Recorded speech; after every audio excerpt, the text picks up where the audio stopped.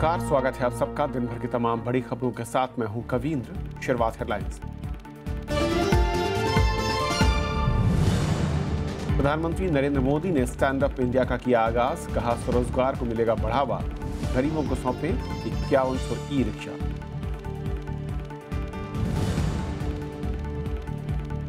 Panama दस्तावेजों पर भारत समेत दुनिया भर में खलबली। रिजर्व बैंक ने कहा खातों की वैधता की होगी जांच। चीन ने बताया पश्चिमी मीडिया का प्रोपेगेंडा।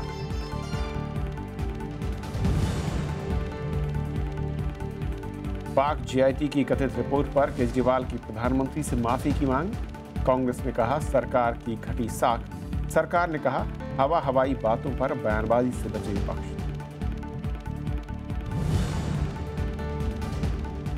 बिहार में शराब पर पूरी तरह पाबंदी। होटलों और बार में भी परोसने पर रोक।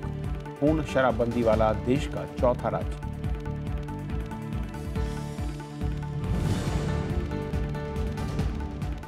सस्ते होंगे घर और कार लोन। रिजर्व बैंक ने रेपो रेट में की 0.25% की कटौती। सेंसेक्स में 516 और निफ्टी में 155 अंकों की गिरावट।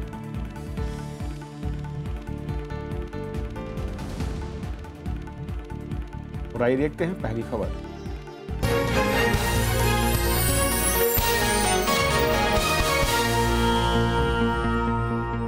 आपके घर और गाड़ी की किस्त जल्द ही कम हो सकती है। रिजर्व बैंक ने आज रेपो रेट में 0.25% की कमी करने की घोषणा की।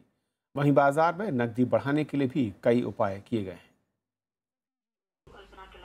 मुंबई में बुधवार को रिजर्व बैंक की बैठक में कर्जदारों के लिए राहत भरा फैसला हुआ। केंद्रीय बैंक ने रेपो रेट में 0.25% की कमी कर इसे 6.5% कर दिया। इस दर पर आरबीआई बैंकों को कर्ज देता है, यानी कि बैंकों से कर्ज लेने वालों को अब पहले के मुकाबले कम ब्याज देना होगा। 2011 के बाद रेपो रेट का ये सबसे निचला स्तर है। After reviewing the economic outlook and prospects, the Reserve Bank of India cut the policy rate by a further 25 basis points. This means we have cut interest rates by a total of 150 basis points since the beginning of the accommodative cycle. RBI ने reverse repo rate में 0.25% की बढ़ोतरी करके 6% कर दिया है। वहीं cash reserve ratio को 4% पर बरकरार रखा गया है। बैंकों में नकदी बढ़ाने के लिए भी कई उपाय किए गए हैं। कैश रिजर्व रेशियो का न्यूनतम स्तर 95% से घटाकर 90% कर दिया गया है। ये व्यवस्था 16 अप्रैल से लागू होगी। It will be a really good stimulus for the economy. We obviously, through our own fiscal policies and the actions that we've undertaken as far as the budget and our reform initiatives are concerned, have created the space for monetary easing. Reserve bank के मुताबिक चालू वित्त वर्ष में विकास दर 7.6% रहेगी। वहीं 7वें वेतन आयोग से महंगाई दर पर 1 से 1.5% का असर होगा। Bureau report, Rajya Sabha TV. तो आरबीआई के इन कदमों का क्या असर होगा और जो मंशा है आरबीआई की उसको वो कितना अचीव कर पाएंगे, क्या लक्ष्य के करीब तक पहुंचेंगे, इस पर खास बातचीत करेंगे आर्थिक मामलों के जानकार और वरिष्ठ पत्रकार यतीश राजावत हमारे साथ। यतीश, स्वागत है आपका। सबसे पहले तो काफ़ी लंबे अरसे से इंतजार था इस तरह की घोषणाओं की। अब आरबीआई ने जब ये कदम उठाया है, कितना आपको लगता है कि जो इस वक्त की कंडीशंस हैं उसके लिहाज से मुफीद हैं, परफेक्ट टाइमिंग है ये? देखिए, इसकी एक्सपेक्टेशन तो काफ़ी टाइम से थी। जैसे आपने कहा, पिछले करीब 8-9 महीने से फाइनेंस मिनिस्ट्री का ये लगातार जोर था आरबीआई पे कि आप कर्ज की दर कम करें। ये जो पॉलिसी है ये आप मानिए कि रघुराम राजन की मास्टर स्ट्रोक है। क्योंकि अब उन्होंने जो बैंक एक्सक्यूज़ दिया करते थे कि कर्ज में बढ़ोतरी नहीं हो रही है या हम कर्ज की दर कम नहीं कर सकते हैं क्योंकि हमारे पास लिक्विडिटी नहीं है वगैरह वगैरह, तो लास्ट के भी जितने भी सीआरआर कट थे वो ना तो रिटेल के पास पहुंचे ना ही कॉर्पोरेट के पास पहुंचे। पहले स्टेप पर जाकर रुक जाते हैं, बैंक के पास ही रुक जाते थे। बैंक उसका फायदा अपनी किताबों में रख रहे थे। अब इन्होंने सारे वो एक्सक्यूजेस हटा दिए हैं इस पॉलिसी में। ना सिर्फ सीआरआर कट किया बट जो लिक्विडिटी रेशियो रखना पड़ता है उसको 95% से 90% कर दिया है। तो मतलब देखने में तो कई चीज़ें ऐसी छोटी छोटी की है उन्होंने। विस्तार में जाना नहीं चाहूँगा क्योंकि समझना भी मुश्किल है उस बात को, लेकिन मूल ये है कि अब कोई public sector, private sector bank ये नहीं कह सकता कि मेरे को लिक्विडिटी की कमी है इसीलिए मैं उधार नहीं दे रहा हूँ, मुझे लिक्विडिटी की कमी है इसलिए मैं उधार की दर कम नहीं कर रहा हूँ, या और कोई एक्सक्यूज। अब इसका असर देखिए पिछले 6 महीने या 1 साल से आप देख रहे हैं कि उद्योग जगत तो कोई नई निवेश कर नहीं रहा है। कोई ग्रीनफील्ड या ब्राउनफील्ड प्रोजेक्ट नहीं आ रहे हैं। कमोडिटी की साइकिल बिल्कुल निचले स्तर पे है। स्टील, सीमेंट, कोयला, ये सब निचले स्तर पे है। एक्सपेंशन हो नहीं रही। तो अगर इन एक्सपेक्टेशन ये होती है कि जब रिजर्व बैंक इस तरह की दर कम करता है तो इकोनॉमी में एक नया उल्लास आएगा, निवेश बढ़ेगा। लेकिन अभी वो उल्लास का समय नहीं है, उसको अभी और 6 से 9 महीने लगेंगे।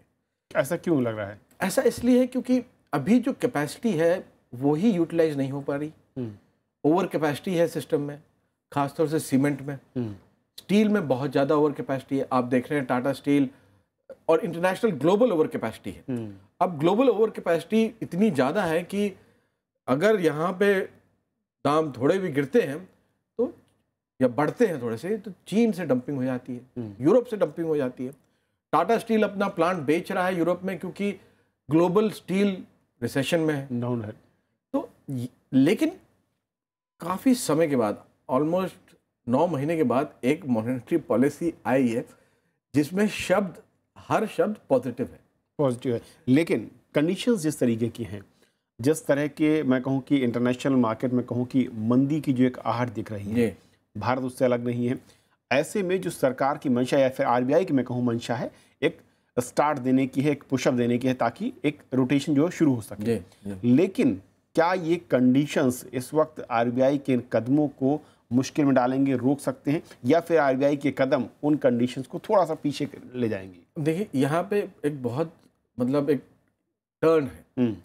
अभी तक जो हम आरबीआई गवर्नर से सुन रहे थे या हम जो पढ़ रहे थे या जो हम देख रहे थे उसमें था कि जो एडवांस्ड इकोनॉमीज हैं, यूरोप रहा, यूएस रहा, इसमें कंसर्न हर इकोनॉमिस्ट दिखा रहा था। अब क्या है, वो सिचुएशन थोड़ी थोड़ी धीमे धीमे से बदल रही है।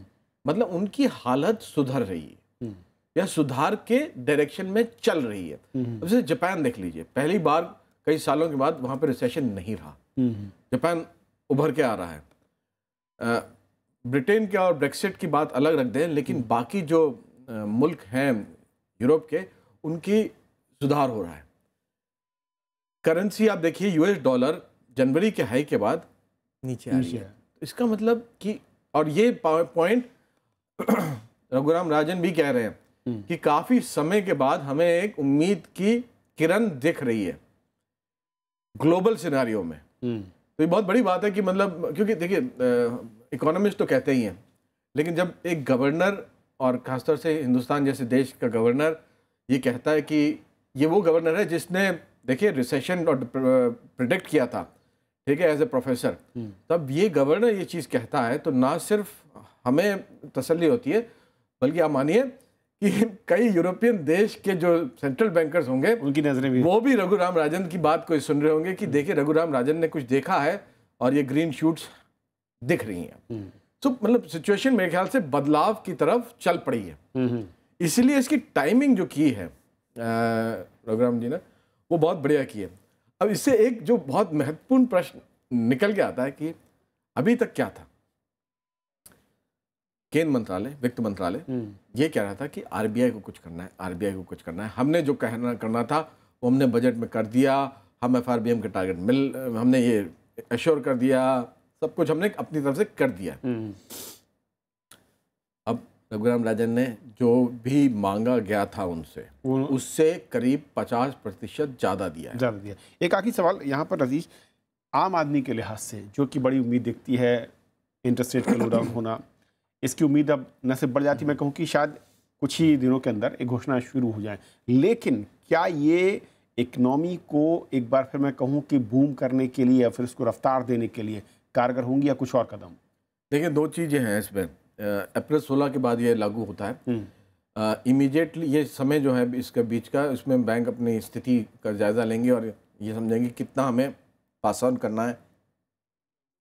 बट रिटेल लोन है, जैसे आपका घर की किस्त है, गाड़ी की किस्त है, स्कूटर की किस्त है, कोई और आपने छोटा लोन लिया उसकी किस्त है, ये किस्त इस महीने के आखिर तक ज़रूरी कम होगी। तो ये एक पॉजिटिव सिग्नल है।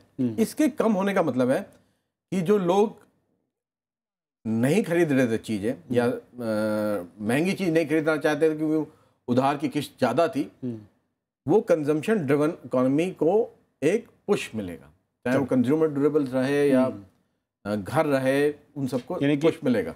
लोन के सहारे बैंक में बाजार में खरीदारी का दौर शुरू हो सकता है। यही कंजम्पशन लेड इकोनॉमी को पुश बजट में देने की कोशिश है और यही कदम आरबीआई पुश कर रहा है। चलिए यतीश, बहुत बहुत शुक्रिया इस पूरे मसले पर बातचीत करने के लिए आपका। बहुत बहुत शुक्रिया। तो ये थी हमारी पहली खबर।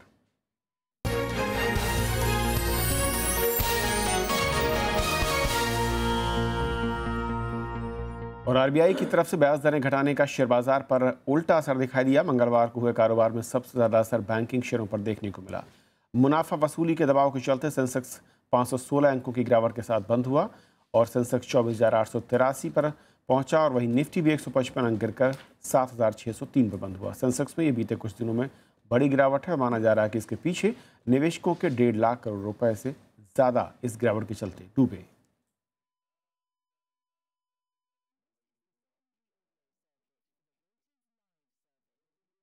और फिलहाल एक छोटा सा ब्रेक और ब्रेक के उस पार कुछ और बड़ी खबरें।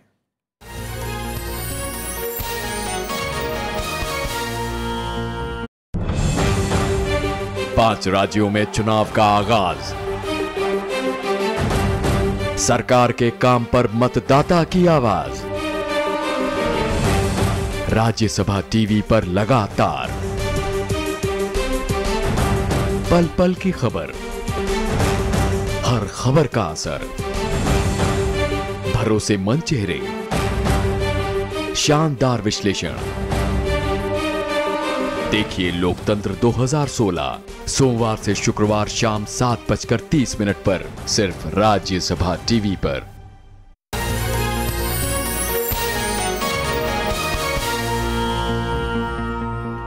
पठानकोट हमले पर पाकिस्तान की जांच टीम की कथित रिपोर्ट के बाद मुख्यमंत्री अरविंद केजरीवाल ने प्रधानमंत्री नरेंद्र मोदी से माफी की मांग की है।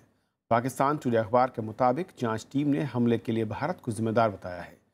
अखबार का कहना है कि जांच टीम को आतंकियों के पाकिस्तान से आने के कोई सबूत नहीं मिले। ये रिपोर्ट जल्द ही प्रधानमंत्री नवाज शरीफ को सौंपी जानी है। कांग्रेस ने भी आरोप लगाया कि इस मामले में सरकार की साख पर असर पड़ा है। वहीं सरकार ने कहा कि अधिकृत बयान आने से पहले बयानबाजी ठीक नहीं। मुझे लगता है कि आज तक पूरे 65 साल के इतिहास में, भारत के इतिहास में, किसी भी प्रधानमंत्री ने पाकिस्तान के सामने इस तरह से घुटने नहीं टेके जितने श्री नरेंद्र मोदी जी ने घुटने टेके हैं पाकिस्तान के सामने। This joint investigating team has within a few days debunked the government of India, lowered its credibility. In fact, it has legitimated itself and is now accusing the government of India.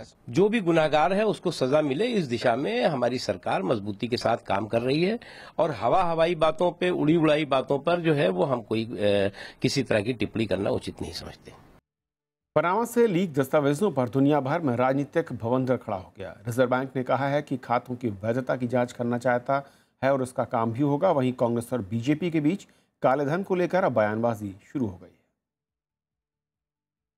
Panama की law firm से leak दस्तावेजों ने दुनिया भर में हलचल मचा दी है। वित्त मंत्रालय की ओर से मल्टी एजेंसी जांच टीम बनाने के एक दिन बाद रिजर्व बैंक ने सभी नामों की गहराई से जांच करने की बात कही है। It is important to note that there are legitimate reasons also to have accounts outside. The LRS scheme allows you to take money out. We have to see what is legitimate and what is not legitimate. सोमवार को आई खबरों के मुताबिक leak दस्तावेजों में 500 भारतीयों के नाम हैं। इनमें राजनेताओं से लेकर उद्योगपति और बॉलीवुड की बड़ी हस्तियां शामिल हैं। कांग्रेस ने आरोप लगाया है कि सरकार ने काले धन पर खोखले वादों के सिवाय कुछ नहीं किया। बीजेपी ने पलटवार करते हुए कहा कि कांग्रेस को अपना रिकॉर्ड देखना चाहिए। After coming into power, they have only been talking about foreign money in foreign accounts. Actual real work is zero. Let us now see that with so many names in the last 2 years, what have they done? And let us now see what they will do, apart from promises, tall claims and rhetoric. There was a time when for 2.5 long years, despite the fact the Supreme Court wanted an SIT on black money, the government which is complaining today, I mean the spokespersons of the then government who are complaining today, did not want to have an SIT. They went for a review petition against the Supreme Court's verdict rather. Bharat के अलावा France, Australia, New Zealand, Austria, Sweden और Netherlands ने भी जांच शुरू कर दी है। उधर आइसलैंड में 10,000 लोगों ने प्रधानमंत्री सिग्मुंडुर डेविड गुनलाउगसन के खिलाफ प्रदर्शन किया। प्रधानमंत्री की पत्नी पर आरोप लगा है कि उन्होंने टैक्स हेवन वाले देशों में कंपनी खोलकर कर की चोरी की। चीन ने इसे पश्चिमी मीडिया का प्रोपेगेंडा बताया और इससे जुड़ी खबरों पर पाबंदी लगा दी है। चीन के राष्ट्रपति शी जिनपिंग पर आरोप लगा है कि उनके रिश्तेदारों ने टैक्स हेवन वाले देशों में कंपनियां बनाकर कर की चोरी की। रूस ने भी इन खबरों को गलत बताया है। दस्तावेजों में नाम आने के बाद पाकिस्तान के प्रधानमंत्री नवाज शरीफ के बेटे हुसैन नवाज ने भी सफाई दी। आज भी जो है ना शरीफ खानदान का हर फर्द जो है यहाँ पे पाकिस्तान में टैक्स देता है। शरीफ खानदान जो है सिर्फ नवाज शरीफ का नाम नहीं है, उनके भाई, उनकी बहन, उनके बच्चे, आगे उनके बच्चे, ये सब शरीफ खानदान है। ये जानकारियां पनामा की लॉ फर्म मोसाक फोंसेका से लीक दस्तावेजों के आधार पर सामने आई है। ये दस्तावेज जर्मनी के एक अखबार से होते हुए international consortium of investigative journalism के पास पहुंचे। दस्तावेजों में इसका जिक्र है कि रसूखदार लोग किस तरह अपनी संपत्तियों को छिपाते हैं ताकि उन्हें टैक्स नहीं देना पड़े। Bureau report, Rajya Sabha TV. प्रधानमंत्री नरेंद्र मोदी ने आज नोएडा में स्टैंड अप इंडिया योजना की शुरुआत की। इस मौके पर उन्होंने कहा कि दलित देश के विकास में अहम योगदान दे सकते हैं। उनकी सरकार की कोशिश है कि समाज के हाशिए पर खड़े हर व्यक्ति को मौका मिलना चाहिए।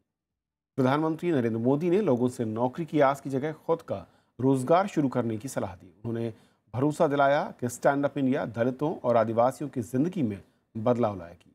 इस योजना का मकसद 2.5 लाख उद्यमियों की मदद करना है। इसके तहत बैंक का हर ब्रांच अपने क्षेत्र में एक दलित, एक महिला और एक आदिवासी को 10 लाख से 1 करोड़ तक के बीच का कर्ज देगा। इस मौके पर केंद्रीय मंत्री अरुण जेटली ने कहा कि सरकार अब सरकारी बैंकों को मजबूत करने की कोशिश कर रही है और बैंकों को फिर से पूंजीकरण और अतिरिक्त पूंजी के जरिए उन्हें दिया जा रहा है। प्रधानमंत्री ने समारोह में योजना के तहत 5100 ई-रिक्शा भी बांटे। अगर अवसर मिलने पर हम कुछ कर सकते हैं तो अवसर मिलने पर मेरे दलित और आदिवासी भाई बहन भी उतना ही उत्तम काम कर सकते हैं और देश को बहुत योगदान दे सकते हैं। और इसलिए जीवन के हर क्षेत्र में समाज का जो आखिरी छोर पर बैठा हुआ व्यक्ति है उसको आगे आने का अवसर मिलना चाहिए। उसको किसी की कृपा पर जीने के लिए मजबूर नहीं होना चाहिए। बिहार में आज से शराब पर पूरी तरह से पाबंदी लगा दी गई है। राज्य के होटल और बार में भी शराब नहीं मिलेगी। मुख्यमंत्री नीतीश कुमार ने इसका ऐलान करते हुए कहा कि लोगों से मिली सकारात्मक प्रतिक्रिया के बाद यह फैसला लिया गया है और प्रतिबंध को असरदार तरीके से लागू किया जा रहा है। देसी शराबबंदी लागू होने के बाद बिहार में अब अंग्रेजी शराब पर भी पूरी तरह प्रतिबंध लग गया है। एक हफ्ते के भीतर बिहार सरकार के इस दूसरे बड़े फैसले पर मंगलवार को कैबिनेट ने मोहर लगा दी। मुख्यमंत्री नीतीश कुमार ने कहा कि रोक तात्कालिक प्रभाव से लागू कर दी गई है और विदेशी शराब की दुकानों को बंद कर दिया जाएगा। दूसरे फेज में विदेशी शराब को बंद करना था। 4 दिन का ही अनुभव ऐसा है कि पूरे बिहार का एक वातावरण इतना अनुकूल बन चुका है शराबबंदी के कि अब हम लोगों ने आज से यह निर्णय किया है कि अब आज से तत्काल प्रभाव से विदेशी शराब भी बंद। बिहार में होटल और बार में भी शराब नहीं परोसी जाएगी और न ही किसी को लाइसेंस दिया जाएगा, लेकिन सेना की कैंटीन में पहले की तरह ही शराब मिलेगी। चाहे वो होटल हो, बार हो, क्लब हो, कहीं भी शराब का अब प्रचलन नहीं होगा। किसी भी प्रकार का लाइसेंस निर्गत नहीं किया जाएगा होटल को, बार का। दूसरे दलों ने सरकार के इस फैसले का स्वागत किया है। भारतीय जनता पार्टी दोनों सदनों में लगातार ये दबाव बनाई हुई थी कि अगर शराबबंदी लागू करना है तो कंप्लीट बैन होना चाहिए, पूर्ण शराबबंदी लागू होना चाहिए। और मुझे खुशी है कि बीजेपी का दबाव काम आया और 4 दिन के भीतर ही मुख्यमंत्री को बीजेपी के दबाव में, जनता के दबाव में और बिहार में कंप्लीट बैन लागू करने का निर्णय लेना पड़ा है। इससे पहले बिहार विधानसभा से शराबबंदी विधेयक पारित किया गया था। विधानसभा चुनाव से पहले नीतीश ने वादा किया था कि अगर उनकी सरकार वापस आती है तो शराब पर पूरी तरह पाबंदी लगा दी जाएगी। इस फैसले के बाद बिहार देश के उन राज्यों में शामिल हो गया है जहां शराब पर पूरी तरह पाबंदी है। गुजरात, नागालैंड और मिजोरम में इस तरह का कानून पहले ही लागू है। Bureau report, Rajya Sabha TV. गर्मी के इस मौसम में महाराष्ट्र के सूखा पीड़ित इलाकों में हालात और बिगड़ गए हैं। टैंकरों से पानी की सप्लाई के बावजूद लोगों की ज़रूरतें पूरी नहीं हो रही और अब महाराष्ट्र सरकार रेलवे की मदद से ग्रामीण इलाकों में पानी पहुंचाने में जुटी है।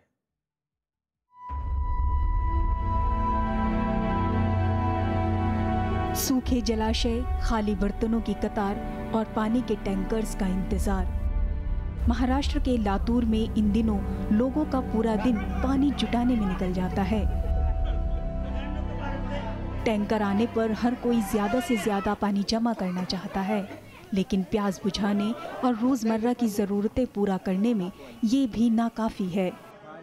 ऐसे में लोग कई किलोमीटर दूर से पानी लाने को मजबूर हैं। 4-4 दिन को पानी आता है, कभी आता है नली को पानी तो कभी नहीं, ऐसा खाली रहता पानी। टैंकर 4 दिन को 5 दिन को एक बार आते हैं, फिर गाँव में 1 पॉइंट के ऊपर 2-2 टैंक भी नहीं मिले, पानी खत्म हुआ है। हमारे ऊपर चढ़ने को, हमारे जैसे बुढ़े को तो ऊपर चढ़ने को नहीं आता। वो लड़के चलते, अब किसको पानी मिलता है किसको नहीं मिलता। इंसानों के साथ ही जानवरों का हाल बेहाल है। उन्हें ना तो चारा मिल रहा है और ना पानी। स्थानीय जनप्रतिनिधियों का कहना है कि पानी की किल्लत और भीषण सूखे के चलते इलाके में बड़े पैमाने पर लोगों का पलायन हो रहा है। जो भी पानी है वो सोच संभल के यूज करना है, इसलिए हम हर दिन 4 ट्रिप दे रहे। सूखे की वजह से कैसा है, कोई धान नहीं आ रहा है, कुछ नहीं है, खेती में कोई उत्पन्न नहीं है किसी का, तो काम की वजह से और पानी कैसे जा रहे हो।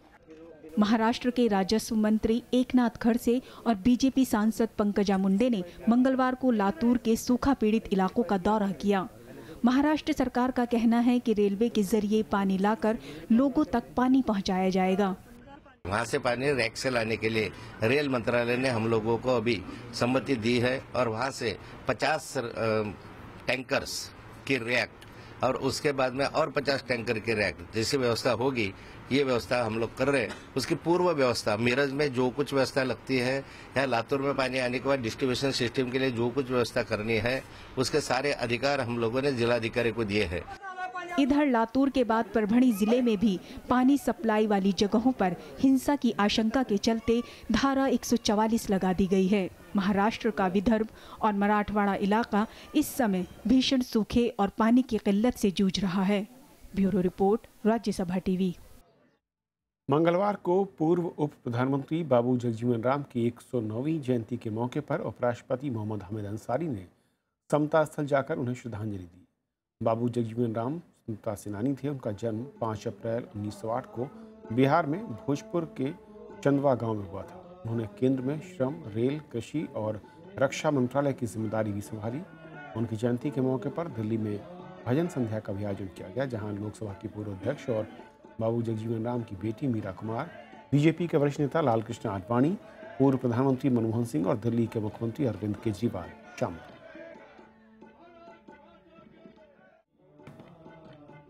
राज्यसभा दिवस के मौके पर आज संसद भवन में जीएमसी बालयोगी ऑडिटोरियम में कई रंगारंग कार्यक्रम हुए। स्कूली बच्चों ने इसमें कार्यक्रम पेश किए। राज्यसभा के सेवानिवृत्त कर्मचारियों के अलावा बड़ी संख्या में कर्मचारियों और उनके परिजनों ने इसमें शिरकत की। कार्यक्रम का उद्घाटन राज्यसभा महासचिव शमशेर के शरीफ ने किया। उन्होंने सभी कर्मचारियों से टीम भावना के साथ काम करने की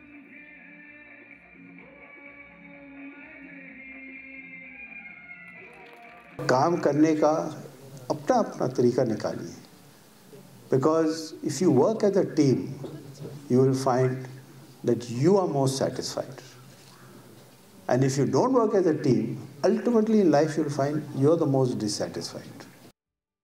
पाकिस्तान में भारी बारिश और ज़मीन धंसने से मरने वालों की संख्या बढ़कर 71 हो गई। बारिश शनिवार रात शुरू हुई थी और उसने खैबर पख्तूनख्वा और पाकिस्तान अधिकृत कश्मीर में भारी तबाही मचाई।